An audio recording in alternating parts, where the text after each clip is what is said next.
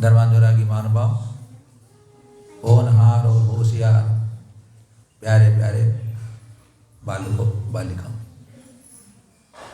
आज रविवार का दिन, छुट्टी का दिन, रवि व्रत का दिन है ना।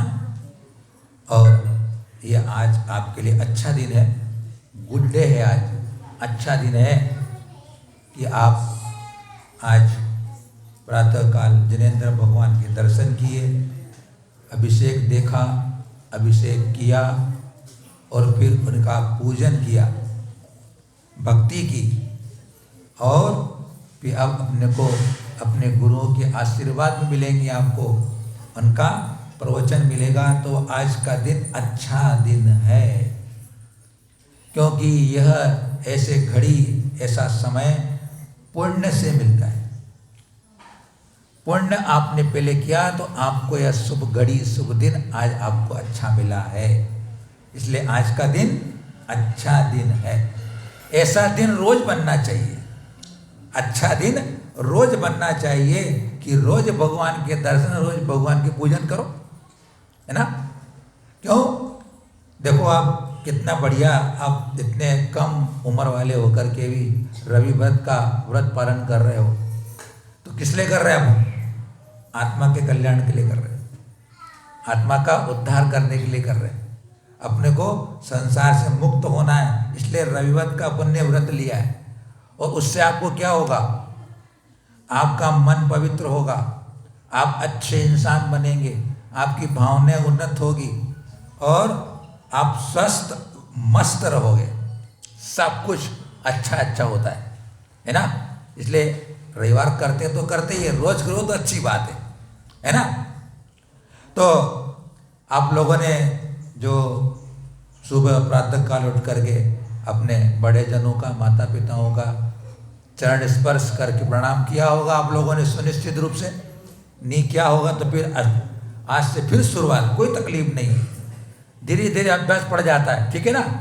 तो आपको याद दिलाने के लिए मैंने आपको किया, करते हैं तो अच्छी बात है, और नहीं करते तो शुरू कर दो। दूसरी बात, सुबह उठे वे अपने कोई अपने रिश्तेदार मिलते हैं, मित्र मिलते हैं, उनको जय जिनेंद्र बोलना। क्या बोलना अपन ने? जय जिनेंद्र। जय जिनेंद्र बोलिए, मौन अपना खोलिए, है ना। गुड मॉर्निंग नहीं बोलना। क्या बोलोगे आप लोग? हाँ, क्योंकि तुमको आदत पड़ गई गुड मॉर्निंग बोलने की, है ना। गुड मॉर्निंग अपनी पद्धति नहीं है, अपनी परंपरा नहीं, अपनी संस्कृति नहीं है। अपनी संस्कृति क्या है? जय जिनेंद्र। जहाँ कहीं भी अपने को मिले, अपना मित्र मिल जाए, अपना साधर्मी मिल जाए, तो क्या करोगे पहले अपन? जय जिनेंद्र, अर्थात जिनेंद्र भगवान की जय हो, ठीक है ना। दूसरी बात, अपन ने पूजा की है, पूजा का अपने को उद्देश्य मालूम होना चाहिए। पूजा क्यों कर रहे हैं अपन? पूजा की विधि मालूम होना चाहिए। तो पूजा के 5 अंग होते हैं। नंबर 1 अभिषेक, नंबर 2 आपका स्थापना, नंबर 3 पूजन, नंबर 4 शांति पाठ, नंबर 5 विसर्जन। ये पूजा के 5 अंग हैं। अभिषेक आपने देखा, करने वालों ने किया, अभिषेक करना चाहिए, विधि है, पूजा की विधि है। श्रावक अगर है तो उसे प्रतिदिन जिनेंद्र भगवान का अभिषेक करके पूजन करना चाहिए। ये अपना कर्तव्य होता है। आप श्रावक बन गए हो, आप 8 साल के बाद श्रावक हो जाते हैं आप सब, है ना। बड़े लोग भी हैं, वो भी इनकी गिनती में आते हैं, बच्चों को संबोधन कर रहे हैं, लेकिन बड़े लोग भी इसका पालन कर सकते हैं कि रोज भगवान जिनेंद्र का अभिषेक करके पूजन करें। और नहीं कर पा रहे अभिषेक तो दर्शन, उसका अभिषेक देख तो ले कम से कम। अपनी परिस्थिति होती है कई प्रकार की, कोई अस्वस्थता रहती है तो देख ले, और करे तो सोलाना काम। तो अभिषेक के बाद अपन भगवान की पूजा शुरू करते हैं। सबसे पहले स्थापना करते हैं। स्थापना में 3 बातें होती है: आवाहन, स्थापना और सन्निधिकरण। आपने क्रिया की थी ना आपने। तो जो पूजक होता है वो पूज्य को मनोभावनाओं से आह्वान करता है, उन्हें बुलाता है कि आप मेरे इस अनुष्ठान में पधारिए आइए। इसका नाम क्या है? आह्वान। हाथों में अपने को क्या लेना है? पुष्प लेना है। देख लीजिए, वैसे अलग अलग पद्धतियां हैं। कोई 3 ही लौंग लेता है, कोई 3 ही चावल लेता है, गिनता है एक एक चावल ऐसा। ये वस्तुतः 3 चावल का कोई ऐसा विधान समझ में आता नहीं है। अब उन भगवान को आह्वान कर रहे हैं, तो भगवान विहार करके कैसे आएंगे? भगवान अपने पास चल के कैसे आएंगे? जब भगवान विहार करते हैं तो स्वर्णमय पुष्पों पर विहार करके चलते हैं भगवान, मालूम है ना आपको? तो भक्तावर में आता ना, उन्नीन्द्र हेम नव पंकज पुंज कांति परविल्ल सन्नक मयूख शिखा विरामो पादौ पदानि तव यत्र जिनेन्द्र धत्त पद्मानि तत्त विबुधा परिकल्पयन्ति। आप जहाँ भगवान आपके चरण रखते हो, देवता वहाँ स्वर्ण में कमलों की रचना करते हैं। 225 कमल होते हैं। तो भगवान को बुलाना है, 3 नहीं, चावल अच्छे लो, पुष्प अच्छे लो, है ना? और जब 225 कमल होते तब अपन कम से कम 10-20-25 चावल तो ले कम से कम अपन। उनको बुला रहे हैं, वो 3 लोग के नाथ को बुला रहे हैं, तो आह्वान के लिए आइए आइए, है ना? जब आह्वान करते हैं, उनको बुलाते हैं, उनको स्थापना की जाती है। ठोना होता है अपना, ठोना अपना, इसमें आपने पुष्प स्थापना किया, आपने स्वस्तिक बनाकर श्री बनाकर लिखते उसके ऊपर, तो उनको स्थापन करते हैं। बुलाएंगे तो उनको स्थापन करना मतलब उच्च स्थान पर विराजमान करना। स्थापना करना मतलब क्या हुआ? उनको उच्च आसन पर विराजमान करने का नाम है स्थापना करना।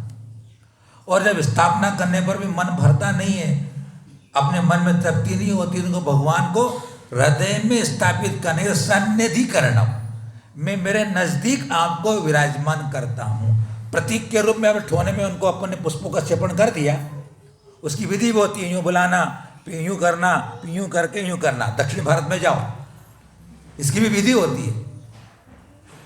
आह्वानन, स्थापनम, सन्निधिकरणम, ये इसकी विधि होती है। विधि से पूर्ण फल मिलता है। कोई बात नहीं, बालक हो अभी आप, शुरुआत है, बड़े लोग करें तो अच्छी बात है, विधि को पूरा करें तो अच्छी बात है। तो स्थापना हो गई, आह्वान किया, पुण्य स्थापना की, सन्निधिकरण किया। अब यूँ तो भगवान तो मोक्ष में विराजमान है, उनकी प्रतिकृति भगवान की प्रतिमा को विराजमान कर रखा है। भगवान सिद्धालय से आने वाले नहीं है, फिर भी हमने उनको अपने भावों के द्वारा उनको आह्वान किया है और अपने यहाँ हृदय में उनको स्थापित कर लिया है, क्योंकि उनके गुणों की हमें प्राप्ति करना है, उनके जैसा अपने को भगवान बनना है। उनको हृदय में विराजमान करके अपन उनकी पूजन करते हैं। अब पूजन करते तब अपन द्रव्य से करते हैं ना, अष्ट द्रव्य से। कल नाम गिनाए थे आपने, जल, चंदन, अक्षत, पुष्प, नैवेद्य, दीप, धूप, फल, 8 द्रव्य थे ना ये। अब देखो, ये 8 द्रव्य भी क्यों चढ़ाते हैं और कैसे चढ़ाते हैं, ये भी अपने को आना चाहिए, यह भी अपने को सीखना चाहिए। कैसा द्रव्य क्यों चढ़ाते हैं अपन और कैसे चढ़ाना चाहिए। तो पहला अपन द्रव्य कौन चढ़ाते हैं? अपन जल। क्या बोलते हैं अपन कि ओम ह्रीं श्री पासना जनेन्द्राय जन्म जरा मृत्यु विनाशनाय जलम निर्वपामिति। बस 3 धार देकर के चढ़ाना चाहिए। 3 धार जल चढ़ाना, 1 बार, 2 बार, 3 बार, ये 3 बार धार देना चाहिए। 1 बार चढ़ाते हैं वो अपन ठीक है, प्रमाद में चल रहा है, विधि क्या होगी? 3 बार चढ़ाना चाहिए, जन्म जरा मृत्यु का विनाश करने के लिए। अब देखो, जो जल होता है ना, उसका स्वभाव कैसा होता है? शीतल होता है और वो मलिनता दूर करता है। तो हमारी आत्मा पर भी जो मोह का मेल चढ़ा हुआ है, मोह की किट कालिमा चढ़ी हुई है, तो उस जल के प्रतीक रूप में हम उस मोह को मिटाने के लिए, दूर करने के लिए हम इस जल को समर्पित कर रहे हैं। जब मोह निकल जाएगा तो जन्म जरा मृत्यु रहने वाली नहीं है, देह नष्ट हो जाएंगे। इसलिए जल चढ़ाने के समय 3 बार धार देना चाहिए। कोई यूँ लेते हैं, छीड़ देते हैं, ये विधि नहीं होती है। कोई एक अगर टिपकी लगा देता, नहीं, पूजा करो आराम से, 3 बार जल चढ़ाओ। उसके बाद आप चंदन चढ़ाते हैं, क्या है? चंदनम संसार ताप विनाशनाय चंदनम निर्वपामति। तो चंदन क्यों चढ़ाते मालूम है आपको? चंदन का स्वभाव कैसा है? शीतल है। चंदन का स्वभाव शीतल है और सुगंधित है। तो जिस प्रकार चंदन से शीतलता हमें प्राप्त होती है, संसार शरीर का ताप दूर होता है। जब किसी को बुखार आ जाता है बहुत, तो चंदन लगा करके उसके ताप को दूर करते हैं। तो संसार में हम संतापित हो रहे हैं, दुख के पात्र बने हुए, इससे हमें दुख हो रहा है, तो उसके प्रतीक के रूप में हम चंदन चढ़ा रहे हैं। और उस चंदन चढ़ा करके हम संसार के ताप को दूर करना चाहते हैं। अब चंदन के संबंध में भी क्या है कि अपन उसका, कोई लोग चंदन टिपके लगाना गए, चंदन का भी जल चढ़ा करके चढ़ाना चाहिए। उसमें 3 धारा देने की जरूरत नहीं, एक ही बार चंदन एक ही बार चढ़ाना अपने को। जल को 3 बार धारा देना है और चंदन को चढ़ाना है, ठीक है ना। उसके बाद में हम क्या चढ़ाते हैं अपन? अक्षत। अक्षय पद प्राप्ताय अक्षताम निर्वापति स्व। अक्षय पद कौन सा है? कि जिसके बाद क्षय न हो, अर्थात हमें वापस पुनरागमन न करना पड़े, उसका नाम क्या है? अक्षय पद। और वो कहाँ पर है? मोक्ष में है। अब अक्षत में अपन क्या चढ़ाते हैं? चावल चढ़ाते हैं, है ना। अब अक्षत के चावल चढ़ाने के लिए करना है, दोनों मुट्ठियों में भरना चाहिए और ऐसे चढ़ाना चाहिए अक्षत। अक्षत चढ़ाने की विधि क्या है? प्लेट में लेके चढ़ाना नहीं है। अक्षत को प्लेट में लेके चढ़ाते हैं, लेकिन अक्षत मुट्ठी में भर करके ऐसे दोनों मुट्ठी छोड़ना चाहिए। अक्षत चढ़ाने की विधि ये वाली होती है। अक्षत में चावल इसलिए चढ़ाते हैं कि चावल दोबारा उगता नहीं है, दोबारा उसके पैदावार नहीं उसकी होती है। तो हमें दोबारा अब संसार में लौट के नहीं आना है, अक्षय पद प्राप्त करना है, इसलिए अक्षत चढ़ाते हैं। मंदिर में दर्शन करते हैं भगवान के, तो भी अपन चावल चढ़ाते हैं ना। क्यों चढ़ाते हैं? हमें अक्षत पद प्राप्त करना है। तो कौन सी विधि होगी चावल चढ़ाने की? बताओ जी आप, अक्षय कैसे चढ़ाओगे आप लोग? बताओ। नहीं, यूँ लेकर के मुट्ठी में, दोनों हाथों में लेकर के चढ़ाएंगे, ऐसी मुट्ठी है। अगली बार आपको बताएंगे हम बैठ करके कैसे करना चाहिए, नहीं तो ब्रह्मचर्य जी बताएंगे हमारे, है ना। अब इधर पद्धति वही होगी, भले उत्तर भारत में तो पद्धति यही है। पद्धति देखिए भगवान को, तो अभी अपन ने अपने प्रमाण में करा लिया अपन ने अपना अपना, लेकिन सामग्री भी थोड़ा अच्छी लाना चाहिए। ज़्यादा क्या, सामग्री भी अच्छी ज़्यादा लेना चाहिए, बढ़िया बढ़िया लाना चाहिए, अच्छी अच्छी खूबसूरत लाना चाहिए, मिष्ठान भी लाना चाहिए। बोला था मैंने आपको सुरजीत, है नैवेद्य खाने को तो बढ़िया बढ़िया मिठाई चाहिए, और भगवान को चढ़ाने को चटक, छोटी चटक। क्या बोलोगे आप? क्या बोलते हो? क्षुधा रोग विनाशनाय नैवेद्यम निर्वापति स्व। उसका नंबर बाद में आएगा, पहले से बाद अक्षर के बाद पुष्प। पुष्प काम बाण विध्वंसनाय पुष्पम निर्वापति स्व। पुष्प जो होते हैं उसकी सुगंधि जो होती है वो काम के उद्रेक को बढ़ाने वाली होती है। खुशबू से, सुगंध से काम की भावना पैदा होती है, विकार भाव पैदा होता है। तो उस विकार को, काम को नष्ट करने के लिए हम पुष्प चढ़ा रहे हैं। और पुष्प कैसे होंगे? सुगंधित होंगे। पुष्प कैसे होना चाहिए? सुगंधित होना चाहिए, अच्छे खिले हुए बढ़िया बढ़िया होना चाहिए। पुष्प काम वाण नष्ट करना है, फूल चढ़ाएं बहुत बढ़िया से, अच्छे से फूल चढ़ाएं। चावल यूं कैसे चढ़ाएंगे? पुष्प पुष्प चढ़ाने की विधि कैसी होगी? यूं अक्षत चढ़ाना है, यूं पुष्प चढ़ाना है, यूं। फोटो देखते हो आप? कभी कोई फ्लेक्स लगे तो पुष्प चढ़ाते ना हाथों में लेकर के, तो प्लेट में फूल नहीं चढ़ाना, हाँ तो पुष्पम निरुपामति स्वाहा, ठीक है ना। उसके बाद में आ गई बात नैवेद्य की आई है। नैवेद्य ने मिष्ठान, क्षुधा रोग विनाशनाय। हे भगवान, अनंत काल से खाया, भूख नहीं मिटी, अब मैं ऐसी इच्छा लेकर आया हूँ, नैवेद्य चढ़ा रहा हूँ कि मेरी भूख की जो पीड़ा है वो हमेशा के लिए नष्ट हो जाए, भूख मेरी शांत हो जाए। ये भूख के पीछे ही सब कुछ काम चल रहा है। ये पेट नहीं होता तो पेटी भी नहीं होती, ये पेट है तो पेटी है क्या? तो भूख लगती तब कैसे लगती है? अब मम्मी रोटी दो, भूख लगी, क्यों? तो इस भूख को नाश करने के लिए अपन क्या लाते? नैवेद्य। अगली बार आओगे पूजा में तो क्या लेके आओगे? नैवेद्य बना के लाओगे। भले शक्कर का लेके आना, अगर कोई घर में अगर बनाने वाली अच्छी या मिठाई लेके आए थे आप ना, हाँ भगवान को मिठाई चढ़ाओ यार, क्या बात करते हो? शुद्ध बना के लाओ, क्या तकलीफ है अपने अंदर? चढ़ाना चाहिए। जितना अच्छा चढ़ाओगे भगवान को उतना भाव बढ़िया बनेंगे, उतना पुण्य अधिक वाला बनेगा, आपको पावर वाला पुण्य बनेगा आपको। हल्की चीज चढ़ाओगे तो हल्का पावर का, अच्छी चीज चढ़ाओ अच्छे पावर का। भाव लगाओ, माल लगाओ माल मिलेगा, बोला था पहले भी हमने, माल लगाओ माल मिलेगा।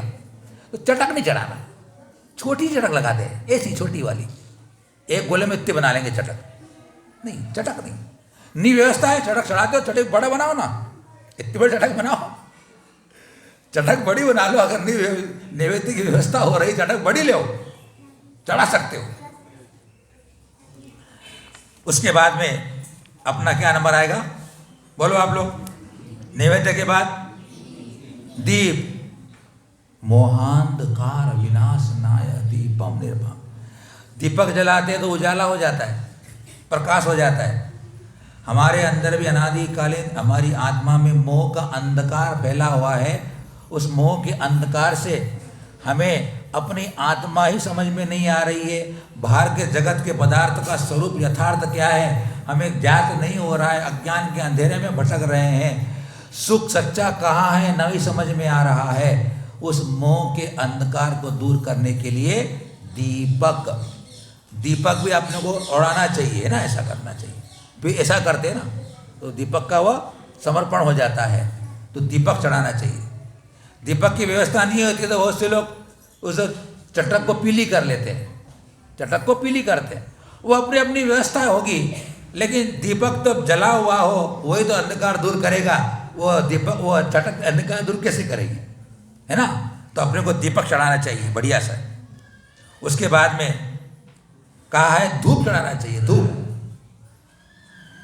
अष्टकर्म दहनाय धूपम निर्वपामति स्वा। अग्नि का स्वभाव क्या है? भस्म करना। अग्नि का स्वभाव क्या है? जला के राख कर देना है।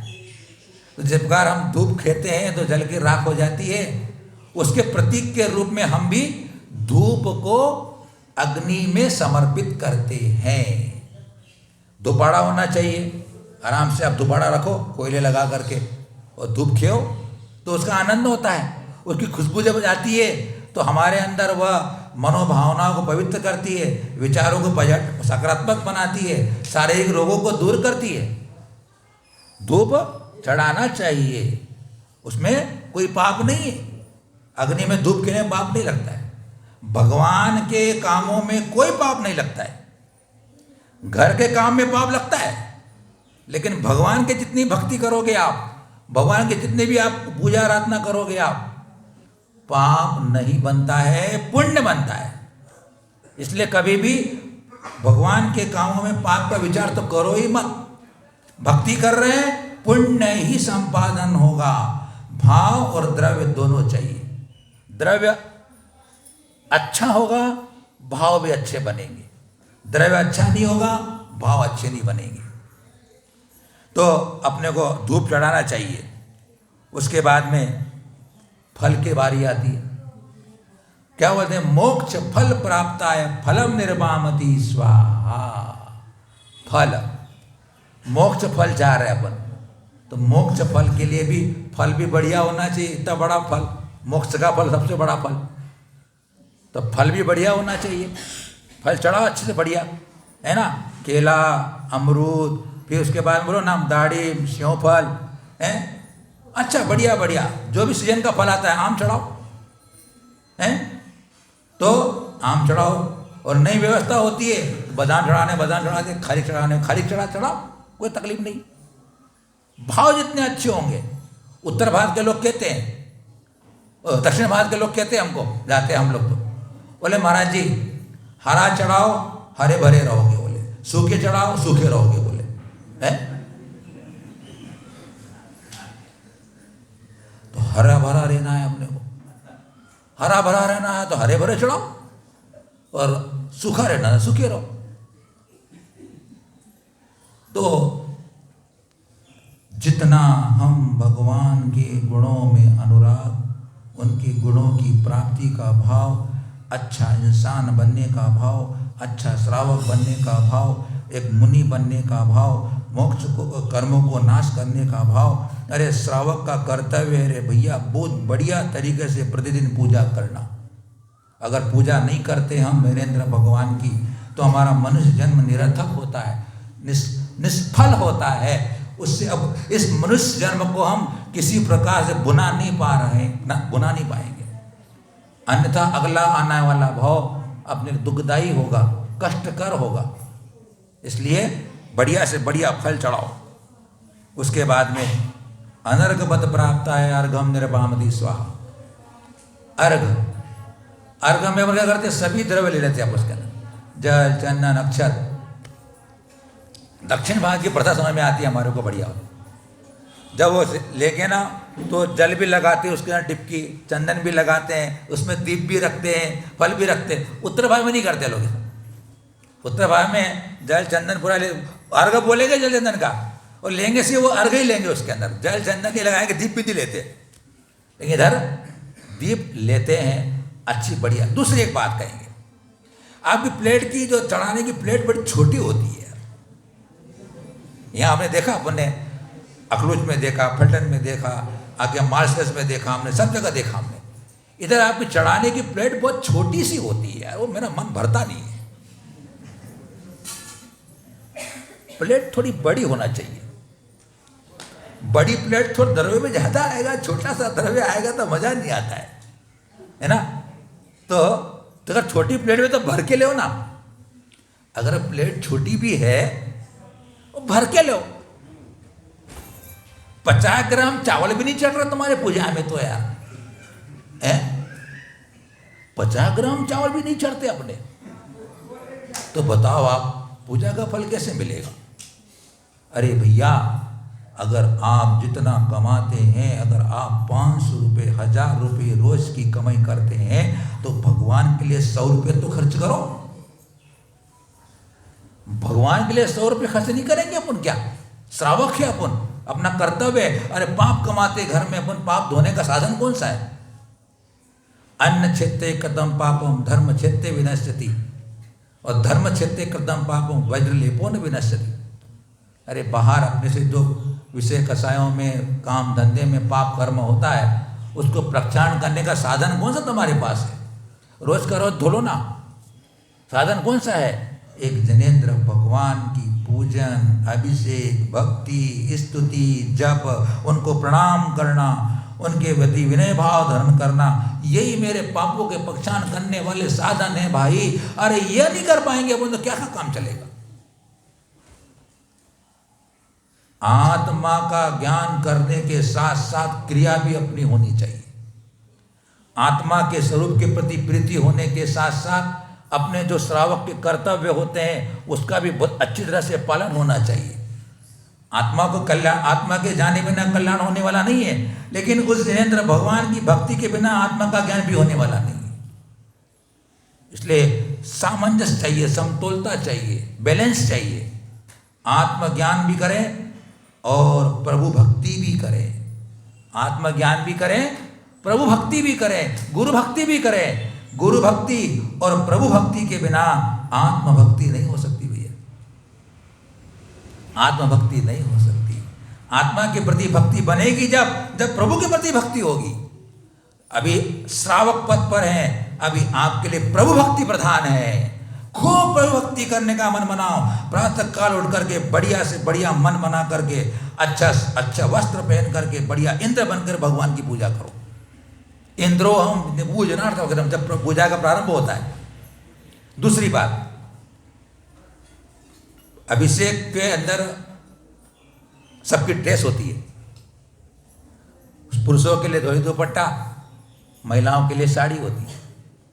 अब धोती और दुपट्टा पहना नहीं जाता है, दुपट्टा ओढ़ा जाता है। बात समझना, दुपट्टा ओढ़ा जाता है, पहना नहीं जाता है। अनुप जी को आप तो ठीक कर लिया था। क्या होता है पता क्या, फैशन चल गई है, उसको पूरा बांध लेते अपन, ऐसा करके पूरा बनियान जैसा बना लेते हैं। मैं जहाँ तक समझता हूँ, जो भी देखा है, अनुभव किया है, गुरु के बीच में रहे हैं, उस देखा है, घूम विरोध में घूम करके, बहुत यह पद्धति क्यों चली समझ में नहीं आया। कि दुपट्टा तो ओढ़ा जाता है, आपने पहन लिया, देखो आप पहनो और ओढ़ो, फोटो दोनों खींचना आपने। पहन के दुपट्टा करोगे आप और ओढ़ के दुपट्टा करके अभिषेक करोगे आप, दोनों के भावों में अंतर पड़ता है। बोलते भाई दुपट्टा गिर जाता है, अरे गिर कैसे जाएगा, हैं? पैसे तो गिरते नहीं है, मोबाइल तो गिरता नहीं है, हैं? गिर जाता है बोले, हैं? नहीं, ये भैया ने पहन रखा ना, दुपट्टा पहना है, पहना है, बनियान नहीं है ये, दुपट्टा पहना नहीं जाता है, दुपट्टा ओढ़ा जाता है। ओढ़ने की पद्धति प्रारंभ करो आप, इसमें कोई पंथ बात नहीं है, इसमें किसी प्रकार की कोई भावनाओं को ठेस पहुंचने वाली बात नहीं है, इसमें किसी प्रकार का आग्रह भी नहीं है। लेकिन इंद्र कभी दुपट्टा पहनता नहीं है, ओढ़ता है, इंद्र बन कर रहे हैं आप, है ना। तो ये अगर अच्छी बात होती है तो ग्रहण करने में कोई बात नहीं है, इसमें कोई पाप पुण्य की बात भी नहीं है। एक अच्छा सा मार्ग बताते हैं, जितना अनुकरण करो अच्छी बात है। तो अपने को दुपट्टा ओढ़ना नहीं है, ओढ़ना है, पहनना नहीं है ना। और महिलाएं को जो है आपको साड़ी पहन कर आना चाहिए। अभी बच्चे कोई बात नहीं है, पूजा अभिषेक और दान, पूजा अभिषेक और दान आपको साड़ी पहन कर करना चाहिए और आपको धोई दुपट्टा पहन करके। शास्त्र का विधान तो ये भी है कि श्रावक को यज्ञोपवीत धारण करके पूजा अभिषेक करना चाहिए। श्रावक को जनेऊ उसे बोलते हैं, यज्ञोपवीत कहते हैं, उसको धारण करके ही दान और पूजन करना चाहिए। अब उन क्रियाओं को छोड़ रहे हैं, विधानों को छोड़ रहे हैं, इसलिए अपने भाव भी बराबर नहीं बनते हैं, इसलिए अपने समाज पे आपत्ति भी आ रही है। सब देखो ना, एक के बाद एक कितनी विपत्ति आ रही है अपने लिए। क्यों? अपने जो आचार्यों की परंपरा है, उस आचार्यों की परंपरा को अपने छोड़ना शुरू कर दिया है। तो जितना कहते हैं अधिकस्य अधिकम फलम, जितना अधिक करोगे उतना अधिक फल मिलेगा, कम करोगे तो कम फल मिलेगा। सीधे सिद्धांत की बात है। तो अर्घ चढ़ाते क्यों अपन? अनर्घ पद प्राप्त आया।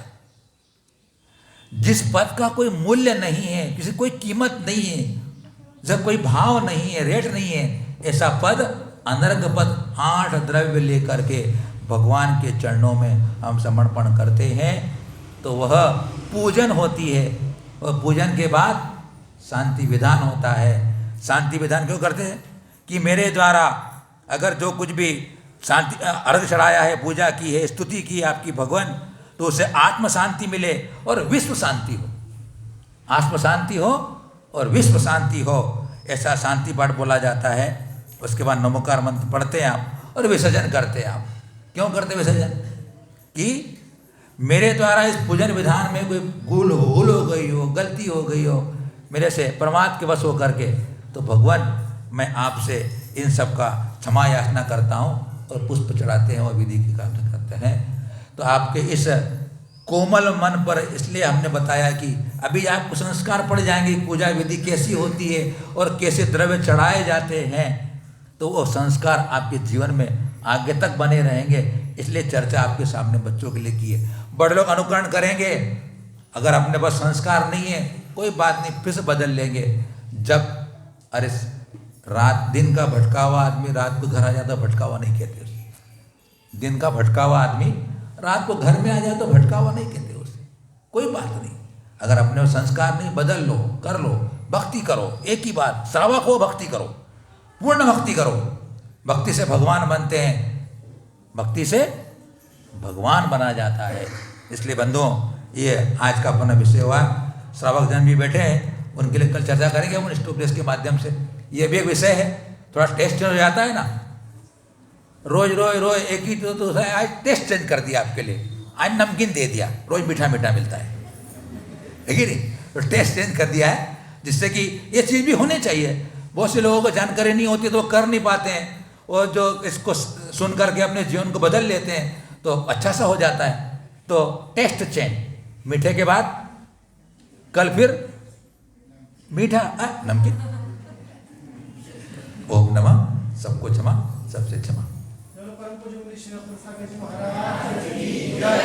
मुनि श्री रत्न सागर जी महाराज की जय।